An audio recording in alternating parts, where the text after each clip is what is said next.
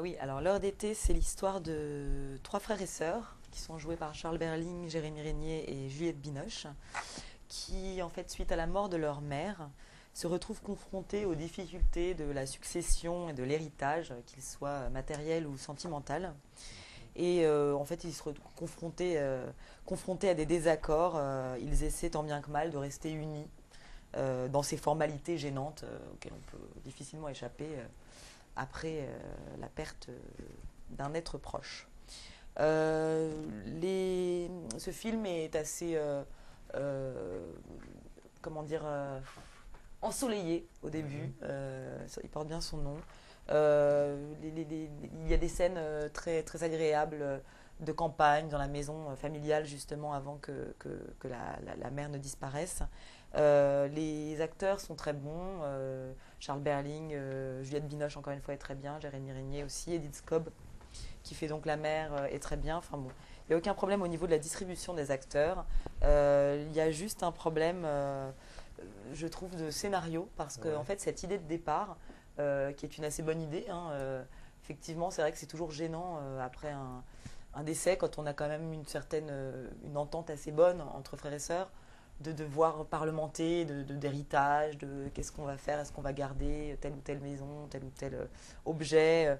Et c'est pas une mauvaise idée de faire quelque chose là-dessus, mais le problème c'est que ça fait pas un film entier, à mon avis.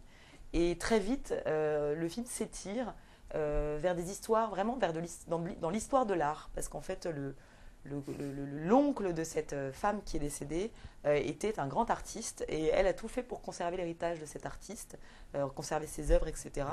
Et du coup, c'est des passionnés d'art dans cette famille et ça s'étire vachement en longueur sur cette histoire-là, comment on va faire, dans quel musée on va mettre tel objet, et des spécialistes, combien ça peut valoir.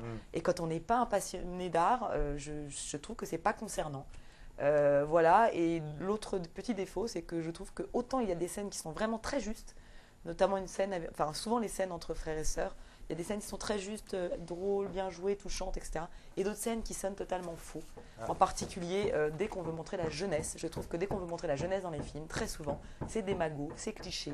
Et la petite jeune fille qui pourtant joue très bien, qui joue la fille de Charles Berling, les scènes avec son père, où le père qui est super cool et qui fume des joints, donc il accepte que sa fille fume des joints, c'est juste ridicule.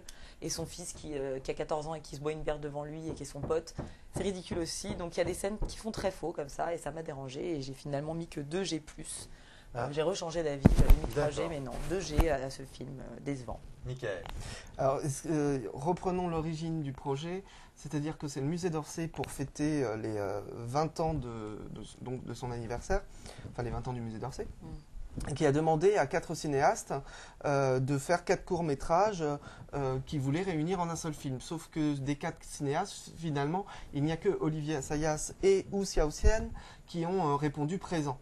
Et donc le projet de film réunissant les 4 courts-métrages est tombé à l'eau.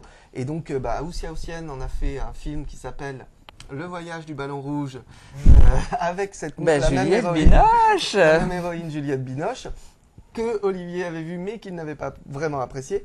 Olivier Assayas en a fait L'heure d'été.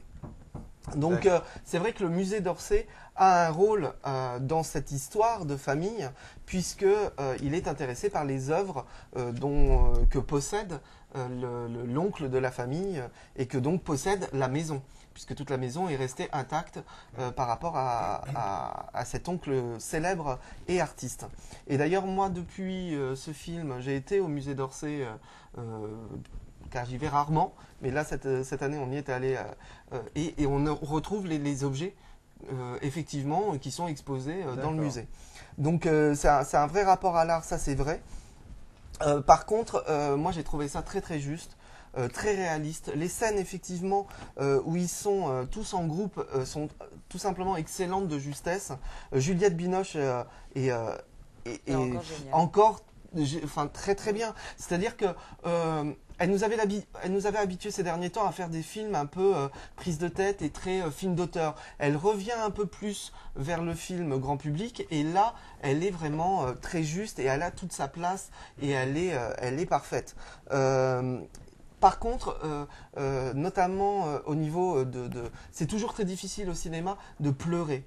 Et Juliette Binoche y arrive merveilleusement, mais Charles Berling à côté rate totalement sa scène et on n'y croit pas un instant. Par contre, moi, il y a aussi des moments où montrer les gens se déplacer en voiture et faire des longs plans en disant oui, il va de tel endroit à tel endroit. J'ai toujours trouvé ça. Parce qu'il manque quelque chose pour étoffer le scénario. Oui, mais c'est vrai qu'en fait, il est parti d'un court métrage et donc pour en faire un long. Donc forcément, il a du mal à terminer son film et moi, je l'aurais plutôt terminé au musée d'Orsay. Mais ça reste quand même un très bon film, bon, très français, un poil intello, mais tellement juste dans les scènes familiales qu'il mérite un 3G. D'accord. Et Olivier? Moi j'ai adoré ce film, donc, parce que ça me parle. Je trouvais le sujet très intéressant parce que c'est vrai qu'on se pose toujours la question au moment du partage quand quelqu'un décède, ce qu'on va faire. Surtout qu'ils ont des œuvres magnifiques, ils ont des coraux, des redons, un mobilier splendide. Et moi qui suis passionné d'art, forcément j'étais un peu plus sensible peut-être que vous au film. Et j'ai trouvé ce film très intéressant sur les rapports entre frères et sœurs, les rapports à l'héritage familial, l'histoire de la mère qui est un peu trouble et qu'on va peut-être découvrir au fur et à mesure du film. Il y a plein de choses super intéressantes. Les actrices qui jouent les femmes, Dominique Raymond est excellente. Et Valérie Bonneton, très drôle. Elle a une scène très très drôle à un moment donné parce qu'elle est complètement en décalage.